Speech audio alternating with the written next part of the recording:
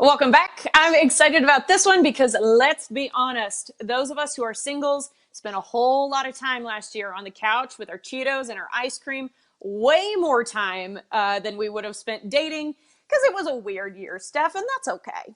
I think it sounds great, actually, to be totally honest with you, Rosie. It was good for a while. More power to you. Yeah, but if dating more, even if it's just over FaceTime, y'all, is part of your 2021 New Year's resolution, we have an expert who can help. Julia McCurley, professional matchmaker and CEO of Something More. Good morning, Julia. Good morning, ladies. Well, first up, Julia, Happy New Year. You're going to get us sorted with all the dating woes and no's and all the things, but tell us a bit about your background and your business. Sure. I started my company in 2009. I knew that there was a certain segment of Austin singles that really just wanted to outsource just the time-consuming screening process. And so I also give access to other great singles. So I'm kind of like the connector, the catalyst of all singles in Austin, helping them just make it more of a straightforward process. Let's get rid of the guessing games and trying to figure out and like meet people that really want a relationship and that are serious and ready.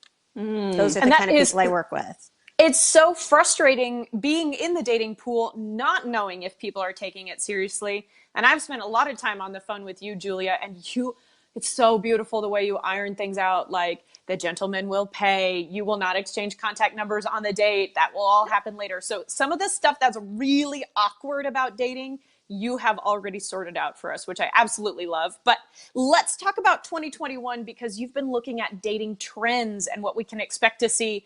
My understanding is that you didn't have a whole lot of optimism about it. Well, I want to know who thinks of these. One of them, though, these are my two favorite. One is called Hey and Pray. And these are people on the apps that just go, hey, girl, or hey, whatever. And they just keep saying hey to everybody. And then they pray that one of them will respond back. Oh, okay. I was thinking, is it pray like going after someone as the prey, but it's actually like pray? Well, it's Pray. So you're praying, like, I think they're doing like the numbers game. Like, okay, if I message 50 people, then maybe one will get back. Okay. But the problem is, who wants to hear hey? Like, it's not very romantic. Like, it's something more original. Like, hi, how are you? Just anything. It doesn't seem like there's any like actual attempt at connection there. No. And then the other one, you've all heard of ghosting, right? Yes. Mm-hmm. Okay. The new one is soft ghosting. Oh, the soft ghost. Yeah. Like somebody likes your text that you sent them, but then they don't text back. And so you're just waiting like, okay, they liked what I said, but are they going to follow up? Like, what the heck?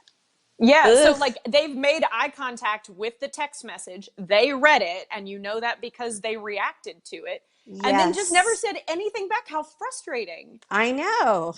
Okay. That's what I'm here for, is to prevent people from having to deal with all this stuff. So there's a lot of junk to clear through. And Julia, you're here to help. So talk to us a little bit about why matchmakers appeal to people and what you should look for when choosing a matchmaker to work with. Because I'm assuming, there's a lot of choices out there. So give us some direction on this.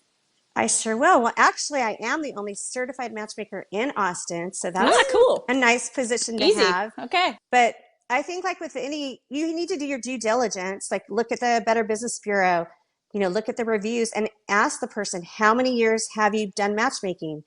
Are you personally the one doing the matchmaking? Is the person that I'm getting the membership from, are they going to be the one that's working with me? It's a very personalized service. You truly, have to trust somebody or open your heart up to them. So it's important that you feel confident in this person that you're working with. And there's a lot of care, and a lot of passion, because I really do want to find my clients' love. I mean, that's my goal.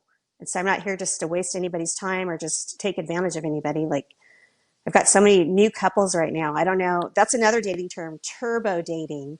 Like, people are getting in relationships faster, I think, because of the social isolation that's been going on. Oh, I could see that. Also, I could see if you turbo dated, you might be heading for turbo split. If, we have to head into another lockdown. So you want to make sure that it's the right person at the right time, right? That's why we lean on somebody like you who looks at a lot of different characteristics, right? When you start putting together whether or not somebody would be a match. Absolutely. Because that's the thing when you meet somebody randomly, you don't know if they want a relationship. But I'm looking at things like attachment styles and love languages and how you Mm. manage your finances and your temperament and your family history and just morning and night people. There's a lot of compatibility Oh. factors that people don't think about because they just base everything on like the fireworks and attraction. But Mm. really, you should just flip it over and get through all the other things that are more important, like your values. Okay. And you said to me, which I thought was so fascinating, is that if it is crazy dynamic fireworks on date one, that might actually fizzle out. It's the people that you're going to have those long-term kind of connections with that you should like always go back out on a second date if it Mm. was like a good experience, because you said those people end up sometimes in the most committed, most loving relationships. They do. And first dates are nerve-wracking. And Mm-hmm. so I think we're a little too quick to judge now. And that's also just like the more options that people have that's going on, like the paradox of choice. There's too many. And so we need to just focus on that one person and just really take it seriously and not be thinking about you've got another date on Friday or whatever. Yeah, I totally agree with that. And we're not going to have a whole lot of time to talk about it, but can you just show us real quickly your book, which is a collection of blogs, Julia, that you write? Yes. And I know that you're sharing your expertise all the time. Just real quickly, who should read that? It's really, it could be for married people too. I've got a whole section on relationship rescue, but a lot of it is just like how to get back out there when you've been in a relationship, how to be more approachable. How do you tell the difference between being someone's flirting with you or friendly? And it's available on Kindle, free download. I'm not here to make money. I'm not a starving artist on my book. I just truly want to share my You want to help advice. people. Yeah, which I is going to be the do. thing I'm spending my afternoon reading. Julia, thank you so much. We really appreciate your time. If you're interested in finding love for the new year and you're sitting at home watching this morning, get in touch with Julia. You can find out more about her services at trysomethingmore.com or by following along on social media.